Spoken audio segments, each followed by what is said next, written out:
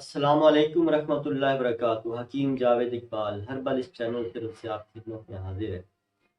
آج جس موضوع کے اوپر ہم نے بات کرنی ہے وہ خاص طور پہ ایسے حضرات جو شادی سے بھی انکار کر رہے ہوتے ہیں کہ ہمارا عضو تناسب جو ہے وہ چھوٹا ہے، ہم اولاد پیدا نہیں کر سکیں گے، اس لیے ہم شادی کرتے ہی نہیں ہیں۔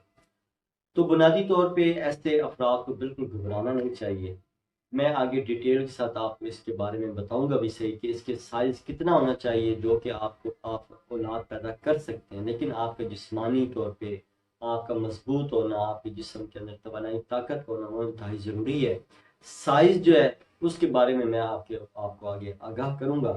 تو اس ویڈیو میں آگے جانے سے پہلے درود پاک نبی مہربان حضرت محمد مصطفیٰ صلی اللہ علیہ وآلہ وسلم پہ میں بھی پڑھتا ہوں، آپ بھی پڑھیں۔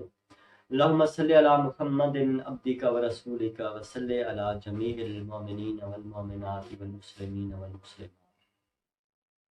جیسا کہ ویڈیو کا ٹاپک میں نے آپ کے سامنے گوش گزار کیا ہے کہ مردانہ عضو تناسل کا سائز کتنی مقدار میں ہو جو کہ اولاد پیدا کرنے کے لیے ضروری ہوتا ہے۔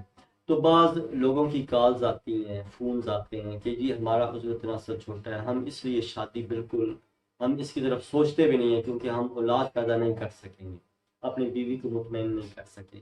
تو بنیادی طور پہ ایسے افراد کو بالکل گھبرانا نہیں چاہیے جن کا عضو تناسل کا سائز 2 سے 2.5 انچ 3 انچ تک بھی ہے تو وہ اولاد پیدا کر سکتے ہیں، لیکن اس کے لیے سپرمز کا مضبوط ہونا انتہائی ضروری ہوتا ہے۔ تو اس میں بنیادی طور پہ اپنا سپرمز کا ٹیسٹ کروا لیں۔ سپرم کا ٹیسٹ کروانے کے بعد جب سپرم رپورٹ سامنے آ جائے گی کہ ان کی سپرم بالکل موجود ہے، اپنی طاقت میں ہے، تو انشاءاللہ جب میاں بیوی آپس میں ملیں گے تو انشاءاللہ کیا ہوگا کہ ان کو اللہ تعالیٰ کی ذات اولاد سے نواز دے گی۔